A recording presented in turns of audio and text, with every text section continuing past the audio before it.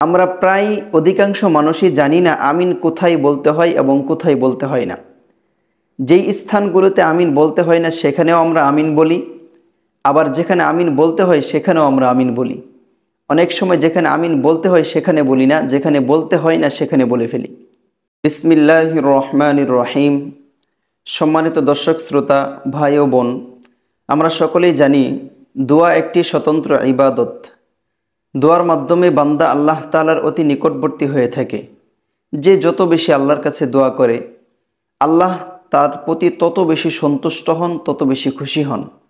আল্লাহ পাক রব্বুল আলামিন কোরআনুল কারিমে বলেন, উদউনি আস্তাজিব লাকুম, অর্থাৎ তোমরা আমার কাছে দোয়া করো, আমি তোমাদের দোয়ায় সাড়া দিব, তোমাদের দোয়াকে কবুল করব। কিন্তু আল্লাহ পাক রব্বুল আলামিন আমাদের দোয়ায় সাড়া দেওয়ার জন্য এবং আল্লাহ পাক রব্বুল আলামিনের কাছে আমাদের দোয়া সন্তুষ্টির কারণ হওয়ার জন্য বেশ কিছু শর্ত রয়েছে। তার মধ্য থেকে অন্যতম একটি শর্ত হচ্ছে আমাদের দোয়াটা যেন নবীর সুন্নত পদ্ধতিতে, সুন্নত তরিকাই হয়। কিন্তু অজ্ঞতাবশত আমরা দোয়ার মধ্যে বেশ কিছু ভুল করে থাকি। একটি ভুল হচ্ছে, আমরা যখন দোয়া শুরু করি, বিশেষ করে সম্মিলিতভাবে দোয়া করি, কোনো ইমাম সাহেব, কোনো পীর সাহেব অথবা কোনো হুজুর সাহেব যখন দোয়া করেন, তখন আমরা দোয়ার পিছনে পিছনে আমিন আমিন বলতে থাকি। আমরা যখন আমিন আমিন বলি, আমরা প্রায় অধিকাংশ মানুষই জানি না আমিন কোথায় বলতে হয় এবং কোথায় বলতে হয় না।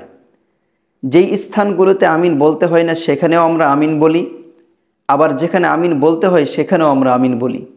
অনেক সময় যেখানে আমিন বলতে হয় সেখানে বলি না, যেখানে বলতে হয় না সেখানে বলে ফেলি। এজন্য আমাদের জানতে হবে আমিন কোথায় বলতে হয় এবং কোথায় বলতে হয় না। সাধারণত দেখা যায় দোয়ার শুরুতে কয়েকটি বাক্য ব্যবহার করা হয়। একটি বাক্য হচ্ছে, রব্বানা যলামনা আনফুসানা ওয়া ইল্লাম তাগফির লানা ওয়া তারহামনা লানাকুনান্না মিনাল খাসিরিন। এই আয়াতের মাধ্যমে অনেক সময় দোয়া শুরু করা হয়। ইমাম সাহেব যখন এই আয়াতটি বলে দোয়া শুরু করেন, আমরা সকলেই মুক্তাদিগণ যারা থাকি সকলেই আমিন আমিন বলতে থাকি। আসলে রব্বানা যলামনা আনফুসানা এই দোয়ার পরে আমিন বলতে হয় না। এই দোয়াটি হচ্ছে যে নিজের কৃতকর্মের উপর অনুতপ্ত হওয়ার দোয়া। আমি যে গুনাহ করেছি, আমি যে নিজের উপর জুলুম করেছি, এই জুলুমের কারণে নিজের উপর অনুতপ্ত হওয়া এবং মনে মনে আল্লাহর কাছে স্বীকার করে নেওয়া যে আমি নিজের উপর জুলুম করেছি। এখানে আমিন বলার কোনো বিষয় নয়, আমিন এখানে বলতে হয় না।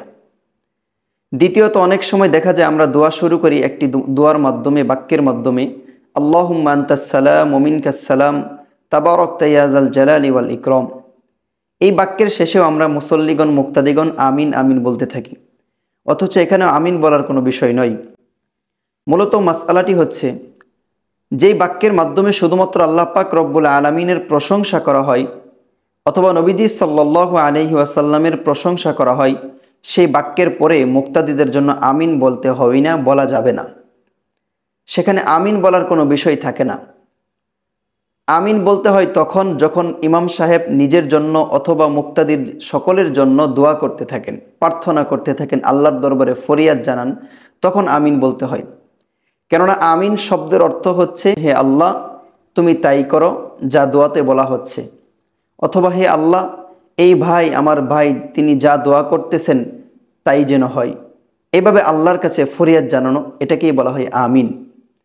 আর আমিন এটা সর্বসম্মতিক্রমে কোরআনের আয়াত এবং অসংখ্য হাদিসের মাধ্যমে প্রমাণিত যে আমিন এটা একটি দোয়া। আমিন যেহেতু দোয়া, এটা দোয়ার ক্ষেত্রেই ব্যবহার করতে হয়, যেটা দোয়া না সেখানে এটা ব্যবহার করা যায় না। এজন্য রব্বানা যলামনা আনফুসানা এটা কোনো দোয়া না, এটা হচ্ছে নিজের কৃতকর্ম, নিজের উপর যে আমরা জুলুম করেছি এই জুলুমের স্বীকারোক্তি দেওয়া। এজন্য এই সময় আমরা মনে মনে আমাদের কৃতকর্মের উপর, আমাদের নিজেদের জুলুমের উপর আমরা অনুতপ্ত হব এবং সেইটাকে আমরা মনে মনে স্বীকার করে নিব। এখানে আমরা আমিন বলবো না। এবং আল্লাহুম্মা আনতাস সালাম ওয়া মিনকাস সালাম এই দোয়ার পরেও আমরা আমিন বলবো না। যেখানে আমাদের নিজেদের জন্য দোয়া করা হচ্ছে, যেমন রব্বানা আতিনা ফিদ দুনিয়া হাসানা ওয়া ফিল আখিরাতি হাসানা ওয়া কিনা আযাবান্নার, এটা যখন বলবে তখন আমরা দোয়া আমিন বলবো। যখন ইমাম সাহেব বলবেন ইহদিনাস সিরাতাল মুস্তাকিম, তখন আমরা আমিন বলবো। এরকম অন্যান্য বাক্য যেগুলো আছে সেই বাক্যগুলোর দোয়ার ক্ষেত্রে আসে। কেউ বলল রব্বির হামহুমা কামা রব্বায়ানি সগীরা, তখন আমরা আমিন বলবো। এই জাতীয় যেগুলোর মাধ্যমে আমাদের নিজেদের জন্য, আমাদের পিতামাতাদের জন্য, মৃত হোক জীবিত হোক যাদের জন্য দোয়া করা হয় তখন আমরা আমিন বলবো। বিষয়টি খুবই গুরুত্বপূর্ণ একটি বিষয় ছিল। এজন্য আমরা ইমাম হই, মুক্তাদি হই, সকলে এই বিষয়টিকে খেয়াল রাখব এবং সঠিক বিষয়টি বুঝে শুনে আমল করার চেষ্টা করব এবং যথাযথভাবে যে সমস্ত ইমাম সাহেবগণ, খতিব সাহেবগণ আমার এই ভিডিওটি দেখবেন, আপনাদের কাছে আবেদন থাকবে আপনারা আপনাদের মুসল্লিগণকে বিষয়টি বুঝিয়ে দিবেন, অন্যথায় অপাত্রে তারা আমিন শব্দটাকে ইস্তেমাল করবে, ব্যবহার করবে। আল্লাহ পাক রব্বুল আলামিন আমাকে সহ আপনাদের সকলকে, যাদের কাছে ভিডিওটি পৌঁছবে, সকলকে তৌফিক দান করেন। ওয়া আখিরু দাওয়ানা আনিল হামদুলিল্লাহি রব্বিল আলামিন। আসসালামু আলাইকুম ওয়া রাহমাতুল্লাহি ওয়া বারাকাতুহু।